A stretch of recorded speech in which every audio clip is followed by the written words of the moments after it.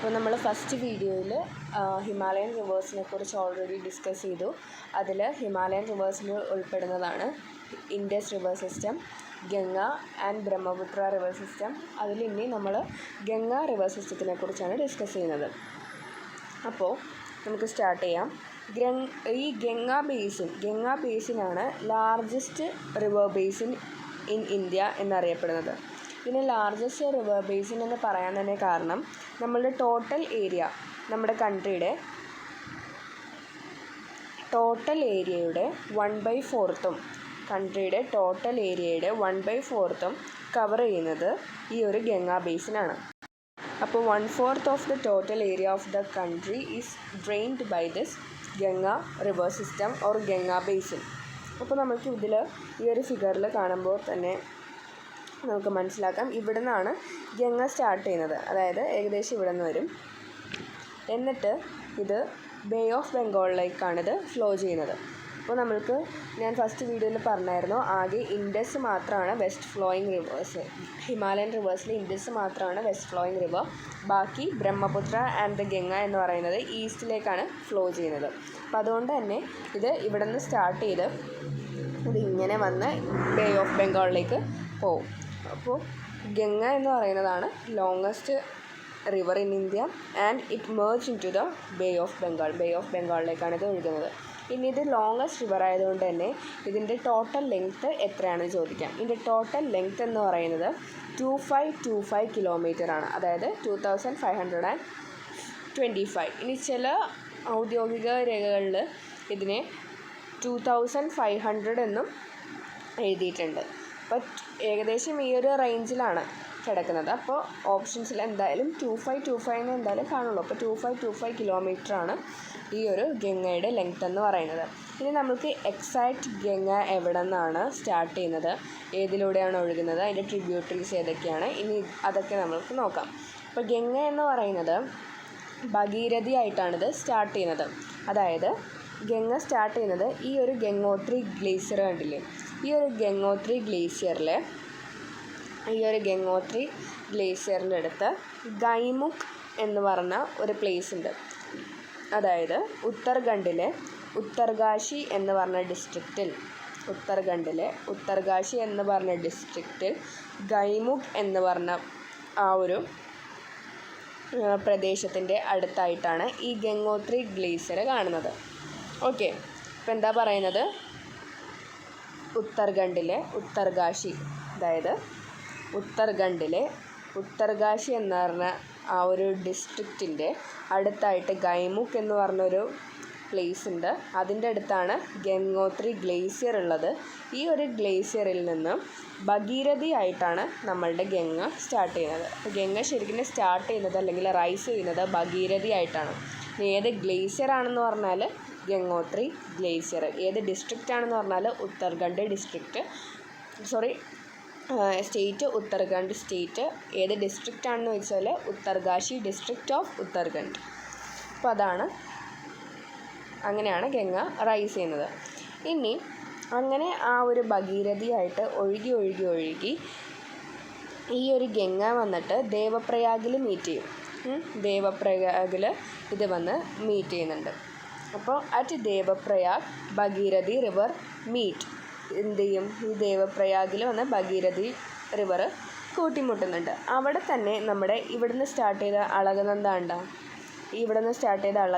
അളകനന്ദയും ഭഗീരഥിയും കൂടി മീറ്റ് ചെയ്യുന്ന പ്ലേസാണ് ഈ ദേവപ്രയാഗ് എന്ന് പറയുന്നത്. ഇനി ഇതിൻ്റെ അകത്തു നിന്നുള്ള ചോദ്യം ചിലപ്പോൾ ഇങ്ങനെ ചോദിക്കാം, അളകനന്ദ എവിടെ നിന്നാണ് സ്റ്റാർട്ട് ചെയ്യുന്നതെന്ന്. അപ്പോൾ അളകനന്ദ സ്റ്റാർട്ട് ചെയ്യുന്നത് സതോബന്ത് ഗ്ലേസിയറിൽ നിന്നാണ്. ബദ്രീനാഥിൻ്റെ അടുത്ത്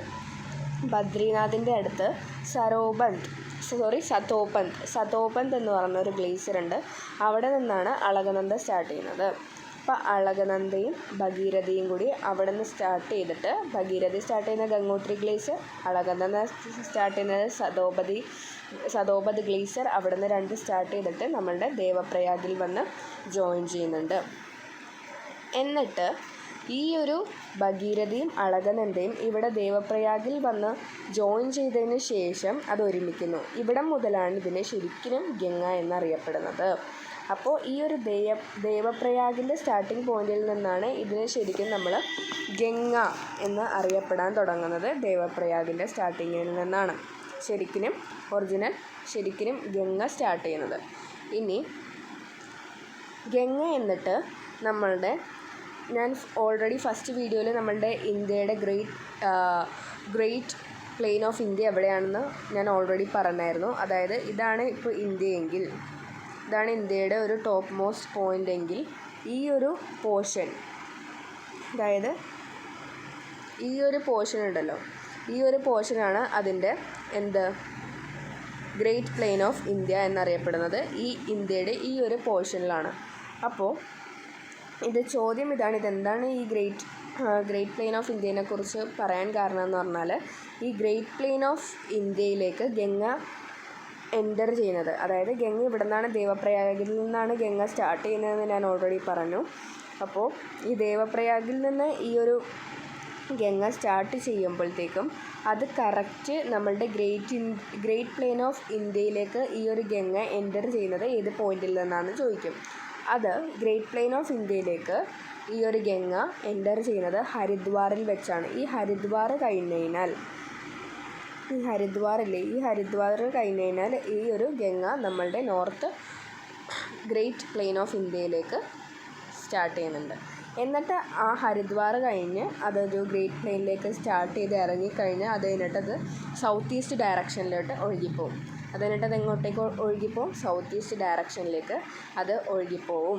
ഇനി പറയുന്നത് ഈ ഫറാക്ക ബാരേജ് അത് ഏത് നദിക്കരയ്ക്ക് കുറുകെയാണ് പണിതിരിക്കുന്നതെന്ന് ചോദിക്കാം. ഫറാക്ക ബാരേജ് എവിടെയാണെന്ന് ചോദിക്കാം. ഫറാക്ക ബാരേജ് എന്ന് പറയുന്നത് വെസ്റ്റ് ബംഗാളിലുള്ളതാണ്.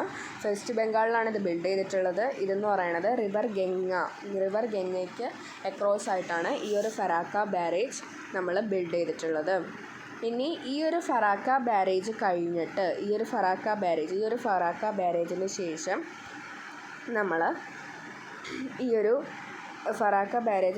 നമ്മൾ ഈ ഒരു ഗംഗേനെ നമ്മൾ രണ്ടായിട്ട് സ്പ്ലിറ്റ് ചെയ്തിട്ടുണ്ട്.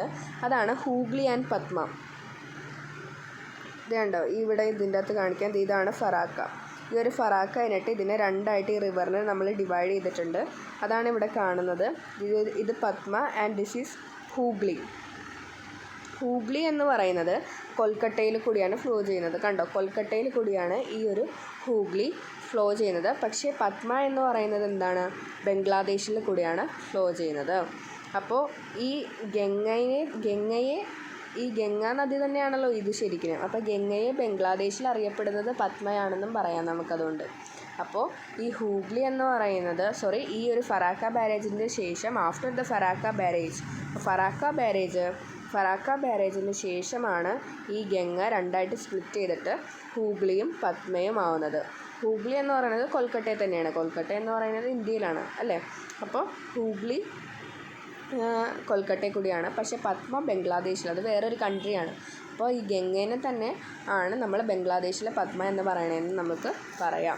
ഇനി ഹൂഗ്ലീൻ്റെ ഒരു പ്രത്യേകത എന്താണെന്ന് പറഞ്ഞു കഴിഞ്ഞാൽ, ഹൂഗ്ലി ഈസ് ടൈഡൽ റിവറാണ് ഈ ഹൂഗ്ലി എന്ന് പറയുന്നത്. ഹൂഗ്ലിയിലാണ് കൊൽക്കട്ട പോർട്ട് സിറ്റുവേറ്റ് ചെയ്തിട്ടുള്ളത്. അപ്പോൾ കൊൽക്കട്ട പോർട്ട് എവിടെയാണ് സിറ്റുവേറ്റ് ചെയ്തിട്ടുള്ളതെന്ന് ചോദിക്കാം. അത് ഹൂഗ്ലിയിലാണ്.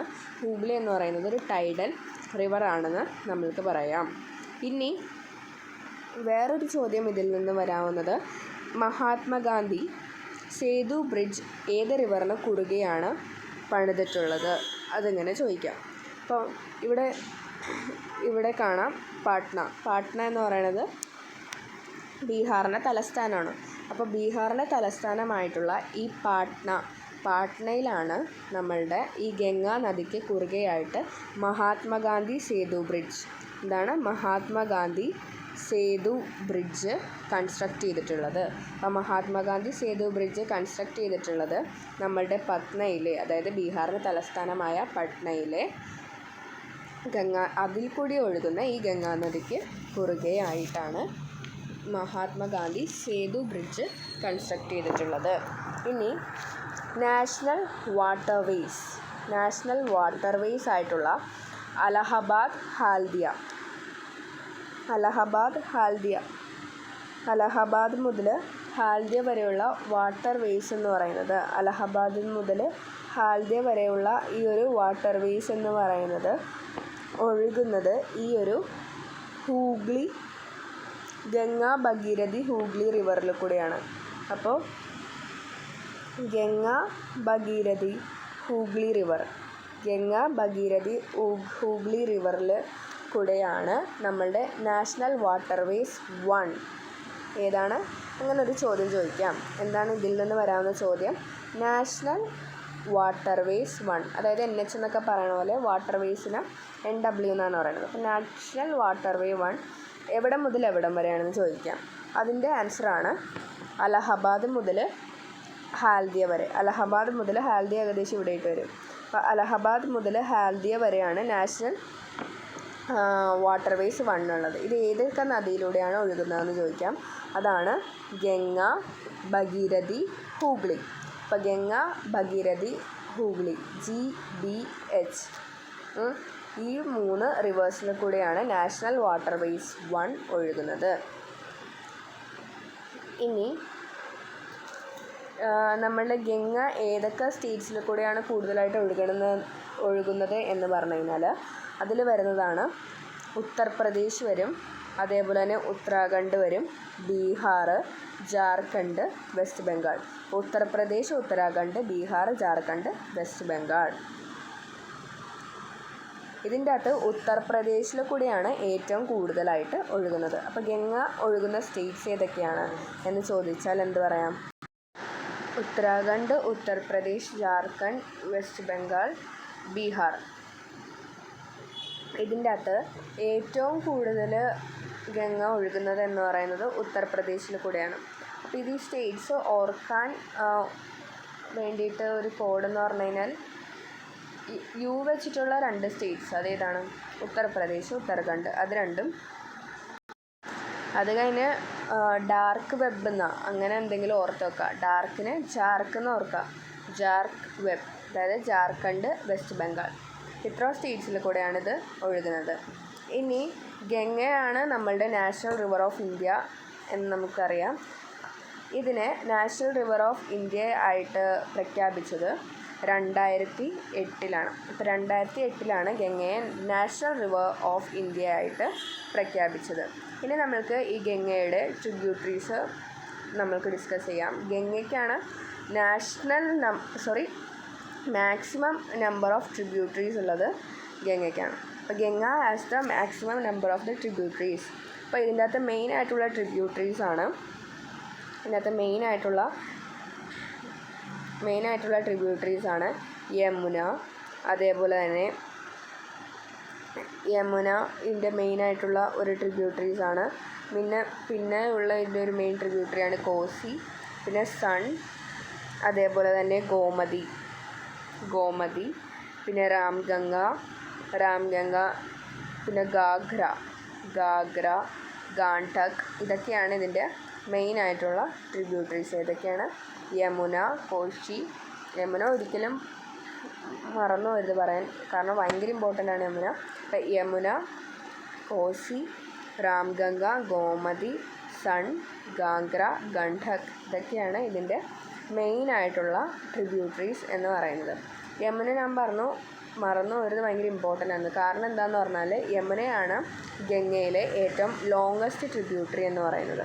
യമുന എന്ന് പറയുന്നത് ഇവിടെ നിന്ന് തന്നെ സ്റ്റാർട്ട് ചെയ്യുന്നതാണ്, കണ്ടോ? അപ്പോൾ ലോങ്ങസ്റ്റ് ട്രിബ്യൂട്ടറി, ഗംഗയുടെ ലോങ്ങസ്റ്റ് ട്രിബ്യൂട്ടറി എന്ന് പറയുന്നത് യമുനയാണ്. ഇനി യമുന എവിടെ നിന്നാണ് സ്റ്റാർട്ട് ചെയ്യുന്നത്? യമുന എന്ന് പറയുന്നത് യമുനോത്രി ഗ്ലേസിയർ ഉണ്ട്, ഗംഗോത്രി ഗ്ലേസിയറിൻ്റെ പോലെ തന്നെ ഇതിൻ്റെ അടുത്തൊരു യമുനോത്രി ഗ്ലേസിയർ ഉണ്ട്. ഇതെവിടെയാണുള്ളത്? ഉത്തരാഖണ്ഡിലാണുള്ളത്. അപ്പോൾ യമുനോത്രി ഗ്ലേസിയർ ഇൻ ഉത്തരാഖണ്ഡ്, അവിടെ നിന്നാണ് യമുന സ്റ്റാർട്ട് ചെയ്തിരുന്നത്. എന്നിട്ട് ഇത് ഗംഗയ്ക്ക് പാരലായിട്ട് ഒഴുകും. കണ്ടോ? ഈ ഒരു ഫിഗർ കാണുമ്പോൾ തന്നെ അറിയാം ഇത് ഗംഗയ്ക്ക് ഗംഗയ്ക്ക് പാരലായിട്ട്. അപ്പോൾ ഗംഗയ്ക്ക് പാരലായിട്ടാണിത് ഒഴുകുന്നത്. അപ്പോൾ ഗംഗയ്ക്ക് പാരലായിട്ട് തന്നെ ഈ ഒരു യമുനയും ഒഴുകുന്നു. എന്നിട്ട് ഇത് രണ്ടും കൂടി ജോയിൻ ചെയ്യുന്നത് അലഹബാദ് ഉണ്ടോ? ഈ ഒരു അലഹബാദിൽ ഇവിടെ മാർക്ക് ചെയ്തിട്ടില്ല. ഈ ഒരു അലഹബാദിൽ പ്രയാഗ് എന്ന് പറഞ്ഞൊരു പോയിൻ്റ് ഉണ്ട്. അപ്പോൾ പ്രയാഗ് എന്ന് പറഞ്ഞാൽ ഈ ഒരു അലഹബാദിലെ പോയിന്റിൽ വെച്ചിട്ടാണ് യമുനയും ഗംഗയും കൂട്ടിമുട്ടുന്നത്. അപ്പോൾ യമുനയും ഗംഗയും ജോയിൻ ചെയ്യുന്ന പോയിൻ്റ് ഏതാണ്, അത് എവിടെ വെച്ചാണ് എന്ന് ചോദ്യം ചോദിക്കാം. അതാണ് എന്ത്, പ്രയാഗ് അറ്റ് അലഹബാദ്. അപ്പോൾ ഇതിൻ്റെ ടോട്ടൽ ലെങ്ത്ത്, ഈ ഒരു യമുനയാണ് ലോങ്ങസ്റ്റ് ട്രിബ്യൂട്ടറി എന്ന് നമ്മൾ ഓൾറെഡി പറഞ്ഞു. അപ്പോൾ ഇതിൻ്റെ ലെങ്ത്ത് ചോദിക്കാം. അങ്ങനെ ലോങ്ങസ്റ്റ് ഷോർട്ടസ്റ്റ് ആയിട്ടുള്ളതിൻ്റെ ലെങ്ത്തൊക്കെ നമ്മൾ എന്തായാലും അറിഞ്ഞിരിക്കണം. അപ്പോൾ യമുനയുടെ ടോട്ടൽ ലെങ്ത്താണ് 1376 കിലോമീറ്റർ. 1376 കിലോമീറ്ററാണ് യമുനയുടെ ലെങ്ത് എന്ന് നമുക്ക് പറയുന്നത്. ഇനി യമുനയുടെ തന്നെ ട്രിബ്യൂട്ടറീസാണ് ഇനി നമ്മൾ ഡിസ്കസ് ചെയ്യാൻ പോകുന്നത്. യമുനയുടെ ട്രിബ്യൂട്ടറീസ്. അപ്പോൾ യമുനയുടെ ട്രിബ്യൂട്ടറീസാണ് ഈ നമ്മൾ ഇവിടെ കാണിച്ചിരിക്കുന്ന ഈ ചാമ്പൽ, അതേപോലെ തന്നെ ബേറ്റ്വ, ചാമ്പൽ, ബേറ്റ്വ, കെൻ, അതേപോലെ തന്നെ ടൺസ്, ഈ ഘടകനാണ് ടൺസ്. ഇതൊക്കെയാണ് യമുനയുടെ ട്രിബ്യൂട്ടറീസ്. അപ്പോൾ ഇതിൻ്റെ അകത്ത് കാണുമ്പോൾ തന്നെ അറിയും ഇതിൻ്റെ അകത്ത് ഏറ്റവും ലോങ്ങസ്റ്റ് ഏതാണ്. ഇവിടെ നിന്ന് സ്റ്റാർട്ട് ചെയ്തിട്ടുള്ള ഈ ഒരു ടണ്ണാണ് യമുനയുടെ ലോങ്ങസ്റ്റ് ട്രിബ്യൂട്ടറീസ്. അപ്പോൾ യമുനയുടെ ലാർജസ്റ്റ് ട്രിബ്യൂട്ടറി എന്നറിയപ്പെടുന്നത് ടൺസാണ്. അപ്പോൾ എന്താണ് ഇപ്പോൾ നമ്മൾ പഠിച്ചത്, ഗംഗയുടെ ലാർജസ്റ്റ് ട്രിബ്യൂട്ടറി ചോദിച്ചാൽ അത് യമുനയാണ്. യമുനയുടെ ലാർജസ്റ്റ് ട്രിബ്യൂട്ടറി എന്ന് പറഞ്ഞാൽ അത് ടൺസാണ്. ഇനി ഗാഗ്ര, ഇവിടെ കണ്ടോ, ഗാഗ്ര, ഗാണ്ഡക്, കോസി, ഇതൊക്കെ എവിടെ നിന്നാണ് റൈസ് ചെയ്യുന്നത്. ഇതെല്ലാം റൈസ് ചെയ്യുന്നതെന്ന് പറഞ്ഞാൽ ഇതാണ് നമ്മളുടെ ഇന്ത്യ അല്ലേ. ഈ ഇന്ത്യയുടെ പുറത്തു നിന്നാണ് ഇത് മൂന്നും റൈസ് ചെയ്യുന്നത് അല്ലേ. അപ്പോൾ നേപ്പാൾ ഹിമാലയ എന്ന് നമ്മൾക്ക് ഇതിനെ കോമൺ ആയിട്ട് പറയാം. ഗാംഗ്ര, ഗാണ്ഡക്, കോസി, ഗാംഗ്ര, ഗാണ്ഡക്, കോസി, ഇത് മൂന്നും റൈസ് ചെയ്യുന്നത് നേപ്പാൾ ഹിമാലയാസിൽ നിന്നാണ് ഇത് മൂന്നും റൈസ് ചെയ്യുന്നത്. ഇനി the main tributaries which come from the peninsular uplands. Peninsular uplands എന്ന് പറഞ്ഞു കഴിഞ്ഞാൽ ഇതിന് താഴെയായിട്ട്, ഇതെന്ന് പറഞ്ഞാൽ നമ്മളുടെ നോർത്തേൺ ഗ്രേറ്റർ പ്ലെയിൻ ആണല്ലോ. അപ്പോൾ ഇതിൻ്റെ താഴെ ഇതാണ് നമ്മളുടെ ഇന്ത്യ എങ്കിൽ, അതായത് ഇതാണ് നമ്മുടെ ഇന്ത്യ. ഏകദേശം വെറുതെ ഒരു ഔട്ട്ലൈൻ പോലെ ഞാൻ ഇങ്ങനെ കാണിക്കുന്നതാണ്. അപ്പോൾ ഇപ്പോൾ നമ്മൾ പഠിക്കുന്നത് ഈ ഒരു നോർത്തേൺ ഗ്രേറ്റർ പ്ലെയിൻ, ഈ ഒരു ഏരിയ ആണ്. അപ്പോൾ ഈ ഒരു താഴെയുള്ള ഈ ഒരു പാർട്ടാണ് നമ്മളുടെ പെനിൻസുലർ റീജിയൻ എന്ന് പറയുന്നത്. അപ്പോൾ ആ പെനിൻസുലർ റീജിയനിൽ തന്നെ നമ്മൾ കുറേ പ്ലാറ്റ്യൂസ് ആയിട്ട് ഡിവൈഡ് ചെയ്തിട്ടുണ്ട്. അതിൻ്റെ അകത്ത് ഈ പെനിൻസുലർ അപ്ലാൻഡിൽ നിന്നും റൈസ് ചെയ്യുന്ന, ഈ പെനിൻസുലർ അപ്ലാൻഡിൽ നിന്നും നോർത്തേൺ ഗ്രേറ്റർ പ്ലെയിനിലേക്ക് ഒഴുകുന്ന നദികൾ ഏതൊക്കെയാണ്, അതാണ് ഇനി നമ്മൾ നോക്കാൻ പോകുന്നത്. ഇപ്പം നമ്മൾ നേപ്പാൾ ഹിമാലയസിൽ നിന്ന് ഒഴുകുന്ന 3 നദികളെ ഡിസ്കസ് ചെയ്തു. അതാണ് ഗാഗ്ര, ഗണ്ഡക് ആൻഡ് കോസി. ഇനി ഇതേപോലെ തന്നെ ഈ ഒരു പെനിൻസുലർ റീജിയൻസിൽ നിന്നും അല്ലെങ്കിൽ പെനിൻസുലർ അപ്ലാൻഡിൽ നിന്നും മുകളിലേക്ക് ഒഴുകുന്ന നദികൾ ഏതാണെന്ന് നോക്കാം. അതാണ് ചാമ്പൽ, ബേറ്റ്വ ആൻഡ് സൺ. ഇതൊക്കെയാണ് നമ്മളുടെ പെനിൻസുലർ അപ്ലാൻഡിൽ നിന്നും ഒഴുകുന്നത്. ഇതിൻ്റെ അകത്ത് പെനിൻസുലർ അപ്ലാൻഡ് എന്ന് പറയുമ്പോൾ അതിനെ കൂടുതൽ ഡീപ്പായിട്ട് നമ്മൾക്ക് പറയാം. കറക്റ്റായിട്ട് പറയുകയാണെങ്കിൽ ചാമ്പൽ ഒഴുകി വരുന്നത് മാൽവ പ്ലാറ്റ്യൂവിൽ നിന്നാണ് ചാമ്പൽ റൈസ് ചെയ്യുന്നത്. അതേപോലെ തന്നെ ഇതിൻ്റെ അകത്ത് ഏറ്റവും വലിയ ഒരു ട്രിബ്യൂട്ടറി എന്ന് പറയുന്നത് സണ്ണാണ്. ഈ സൺ ആണ് ലാർജസ്റ്റ് സൗത്ത് ബാങ്ക് ട്രിബ്യൂട്ടറി എന്നറിയപ്പെടുന്നത്. അതായത് സൗത്തിൽ നിന്നാണല്ലോ ഒഴുകി മുകളിലേക്ക് വരുന്നത്. അപ്പോൾ സൗത്തിൽ നിന്ന് മുകളിലേക്ക് ഒഴുകി വരുന്ന ലാർജസ്റ്റ് സൗത്ത് ബാങ്ക് ട്രിബ്യൂട്ടറി അറിയപ്പെടുന്നത് ഈ സണ്ണിനെയാണ്. ഈ സൺ ഒഴുകി വരുന്നത് അമർകാന്തക് പ്ലാറ്റ്യൂവിൽ നിന്നാണ് സൺ ഒഴുകി വരുന്നത്. അപ്പോൾ സൺ മുകളിലേക്ക് ഒഴുകി വരുന്നത് അമർകാന്തക് പ്ലാറ്റ്യൂവിൽ നിന്നാണ്. അപ്പോൾ ഗംഗയുടെ ലാർജസ്റ്റ് സൗത്ത് ബാങ്ക് ട്രിബ്യൂട്ടറി അങ്ങനെ ചോദിക്കാം. അപ്പോൾ ഗംഗയുടെ ലാർജസ്റ്റ് സൗത്ത് ബാങ്ക് ട്രിബ്യൂട്ടറി എന്ന് ചോദിച്ചാൽ അതിന് ആൻസർ എന്താണ്, സൺ എന്നാണ്. ഇനി കോസിയെയാണ് സോറോ ഓഫ് ബീഹാർ എന്നറിയപ്പെടുന്നത്.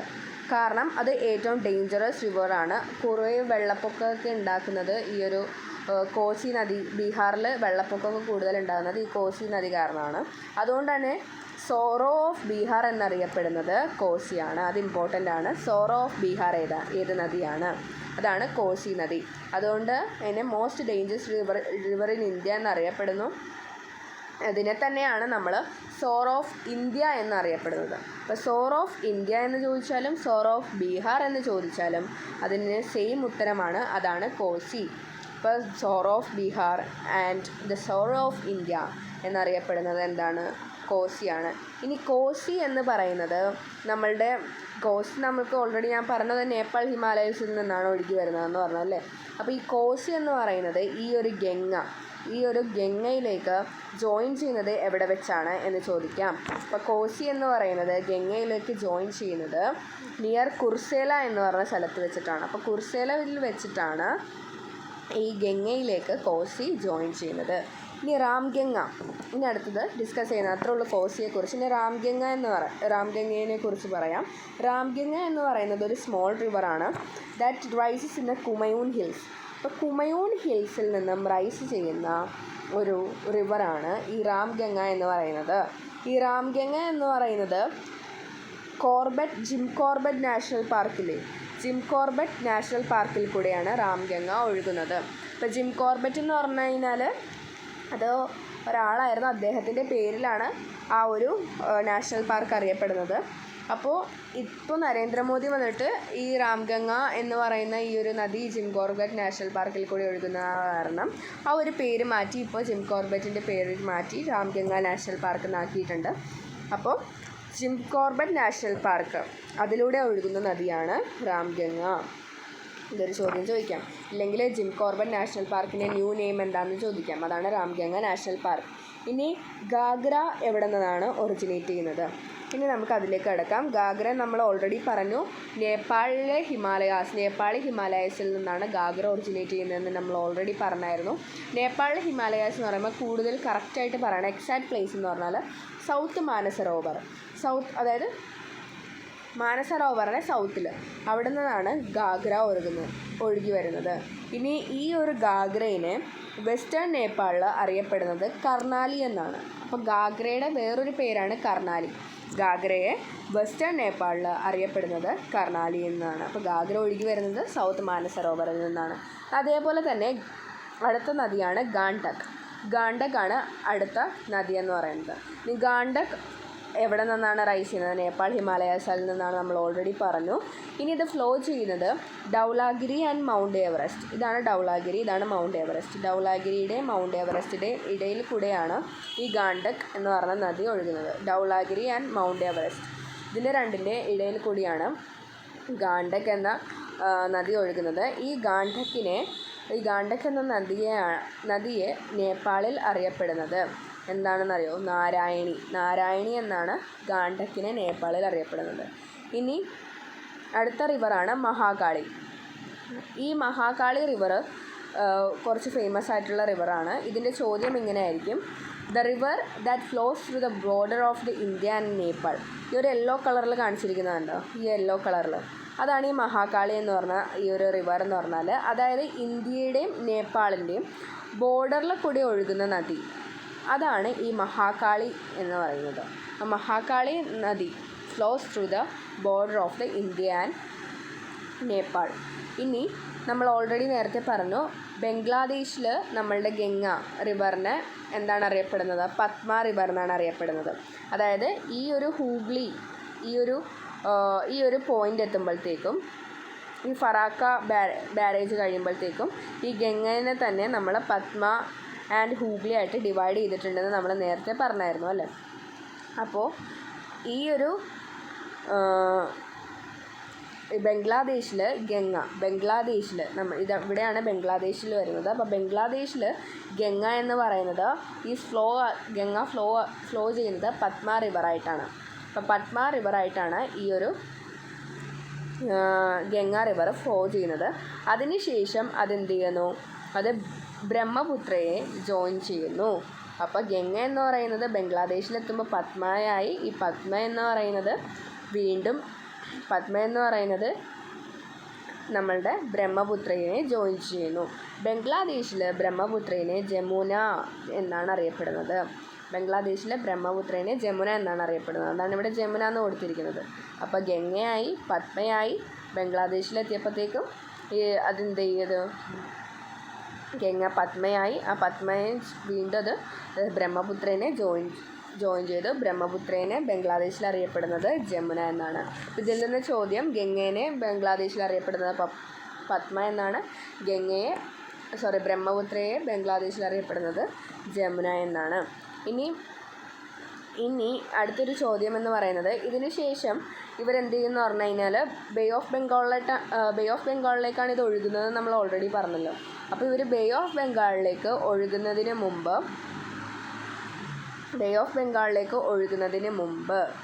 അതായത് ഇവിടെ ബേ ഓഫ് ബംഗാളിലേക്ക് ഒഴുകുന്നതിന് മുമ്പ് അതിനെ ഈ ഒരു ഗംഗ എന്ന് പറയുന്നത് ഇവരെല്ലാം കൂടി ഒരു പോയിന്റിൽ കൂട്ടിമുട്ടുന്നുണ്ട്. ആ ഒരു പോയിന്റിനെ പറയുന്നതാണ് മേഘ്ന എന്ന് പറയുന്ന പോയിന്റ്. അതായത് ബേ ഓഫ് ബംഗാളിലേക്ക് എത്തുന്നതിന് മുൻപ് ദേ ജോയിൻസ് എ പോയിന്റ് കോൾഡ് മേഘ്ന. ഇത് കറക്റ്റായിട്ട് ഇവിടെ വരക്കാൻ സാധിച്ചില്ല താഴേക്ക്, അതുകൊണ്ടാണ് ഞാൻ ഇവിടെ തന്നെ മാർക്ക് ചെയ്തിട്ടുള്ളത്. ഈ ഒരു ബേ ഓഫ് ബംഗാളിലേക്ക് ഒഴുകുന്നതിന് മുമ്പാണ് ഈ ഒരു പോയിന്റ് വരുന്നത്, ഈ മേഘ്ന എന്ന് പറയുന്ന ഈ ഒരു പോയിന്റ്. ഇതിനെ ബംഗ്ലാദേശിൽ ഈ മേഘ്ന എന്ന് പറഞ്ഞ ഈ ഒരു പോയിന്റിനെ അറിയപ്പെടുന്നത് കീർത്തിനാശിനി എന്നാണ്. അപ്പോൾ ബേ ഓഫ് ബംഗാളിലേക്ക് എത്തുന്നതിന് മുമ്പാണ് ഇവരെല്ലാവരും കൂടി മേഘ്ന എന്ന് പറയുന്ന പോയിന്റിൽ ജോയിൻ ചെയ്യുന്നത്. ഗംഗ റിവർ ജോയിൻ ചെയ്യുന്ന ആ ഒരു പോയിന്റാണ് ഈ മേഘ്ന എന്ന് പറയുന്നത്. ഇനി നെക്സ്റ്റ് പോയിന്റ് എന്ന് പറയുന്നത്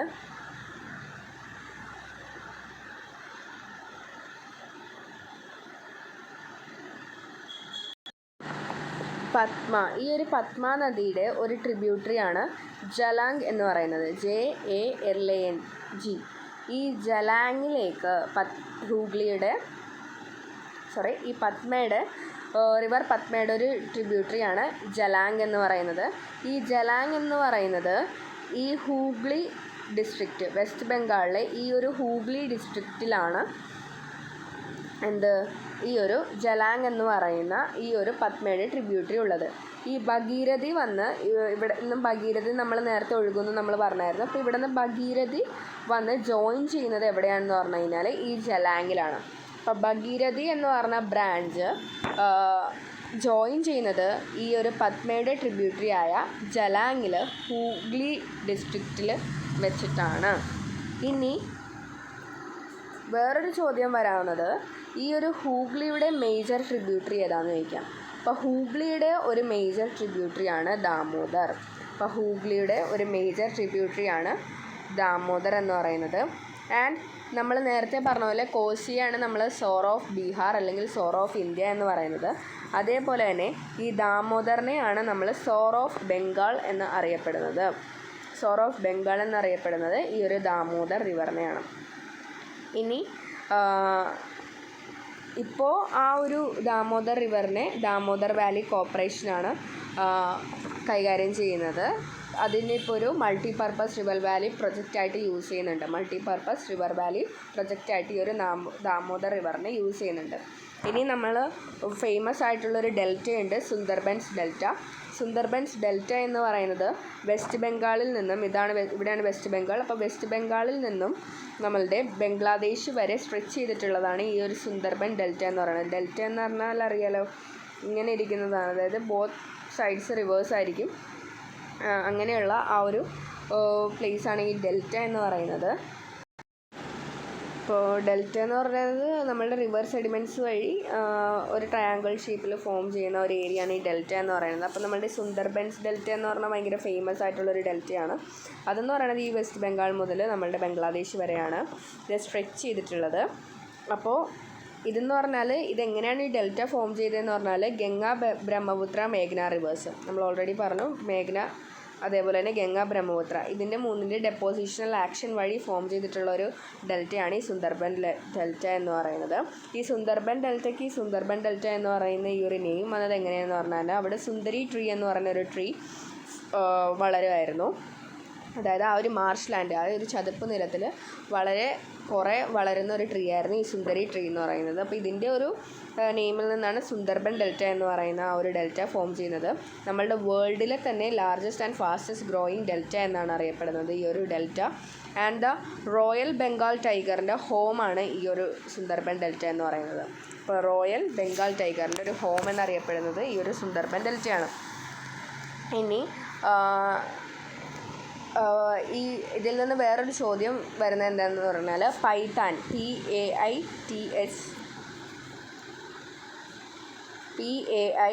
THAN. Paithan hydro electric project ജപ്പാൻ്റെ സഹായത്തോടെ പൂർത്തീകരിച്ചത് ഏത് റിവറിലാണ് എന്ന് ചോദിക്കാം. അപ്പോൾ Paithan hydro electric project complete ചെയ്തത് ഈ ഒരു ഗംഗാ റിവറിലാണ്. ഇനി നമ്മളുടെ മേജർ ഫെസ്റ്റിവൽ, അതായത് 12 കൊല്ലം കൂടുമ്പോൾ ഉള്ളൊരു മേജർ ഫെസ്റ്റിവലാണ് ഈ ഒരു കുംഭമേള എന്ന് പറയുന്നത്. ഈ കുംഭമേള നടക്കുന്നത് ഈ ഒരു ഗംഗാ നദീതീരത്തിലാണ്. ഈ കുംഭമേള നടക്കുന്നത് എവിടെയാണെന്ന് പറഞ്ഞാൽ നമ്മൾ നേരത്തെ ഒരു പ്ലേസ് പറഞ്ഞായിരുന്നു, ഹരിദ്വാർ അല്ലേ. അപ്പോൾ ഈ ഹരിദ്വാർ, അലഹബാദൊക്കെ എവിടെയാണ്? ഉത്തർപ്രദേശ്. അപ്പോൾ നാസിക്, ഉജ്ജയിൻ ഇവിടെയാണ് കുംഭമേള നടക്കുന്നത്. കുംഭമേള എവിടെയൊക്കെയാണ് നടക്കുന്നത്? ഹരിദ്വാർ, അലഹബാദ്, നാസിക് പിന്നെ ഉജ്ജയിൻ ഈ സ്ഥലത്താണ് നടക്കുന്നത്. ഇനി ഗംഗയെ പ്രൊട്ടക്റ്റ് ചെയ്യാനായിട്ടുള്ളൊരു പ്ലാനാണ് ഗംഗ ആക്ഷൻ പ്ലാൻ എന്ന് പറയുന്നത്. ഗംഗയിൽ വേസ്റ്റൊക്കെ ഇടുന്നത് പ്രൊട്ടക്റ്റ് ചെയ്യാനായിട്ട്. അപ്പോൾ ഈ ഒരു ഗംഗയെ പ്രിവെൻറ്റ് ചെയ്യാൻ വേണ്ടിയിട്ട് സ്റ്റാർട്ട് ചെയ്ത പ്ലാൻ 1986 സ്റ്റാർട്ട് ചെയ്തത്. ഇത് ഇനോഗ്രേറ്റ് ചെയ്തത് രാജീവ് ഗാന്ധി ആയിരുന്നു. അപ്പോൾ ഗംഗ ആക്ഷൻ പ്ലാൻ സ്റ്റാർട്ട് ചെയ്തത് 1986 and it was inaugurated by the Rajiv Gandhi. And India adopted national water policy in September 1987. ഇത് കഴിഞ്ഞിട്ട് അതിൻ്റെ അടുത്ത കൊല്ലം തന്നെ ഇന്ത്യ ഒരു നാഷണൽ വാട്ടർ പോളിസി അഡോപ്റ്റ് ചെയ്തു. ഇനി ഈ ഗംഗാ റിവർ എഗ്രിമെൻറ്റ് സൈൻ ചെയ്തത് ആരൊക്കെ തമ്മിലായിരിക്കും? ഗംഗ ഇതിൽ കൂടിയാണ് ഒഴുകുന്നത്, ഇന്ത്യ കൂടാണ്ട് ബംഗ്ലാദേശാണ്. അപ്പോൾ ഇന്ത്യയും ബംഗ്ലാദേശും തമ്മിൽ ഒരു ഗംഗാ റിവർ എഗ്രിമെൻറ്റ് സൈൻ ചെയ്തു. അത് സൈൻ ചെയ്തത് 1996. ഇനി the clean Ganga project, officially known as the integrated Ganga conservation project or Namami Ganga. അപ്പോൾ നമ്മളുടെ ഗംഗയെ ക്ലീൻ ചെയ്യാനായിട്ടുള്ളൊരു പ്രൊജക്റ്റാണ് നമാമി ഗംഗ. ഇത്രയുള്ളൂ ഗംഗ റിവർ സിസ്റ്റത്തിനെ കുറിച്ച്. നെക്സ്റ്റ് ക്ലാസ്സിൽ നമുക്ക് ബ്രഹ്മപുത്ര റിവർ സിസ്റ്റത്തിനെ കുറിച്ച് ഡിസ്കസ് ചെയ്യാം. Thank you.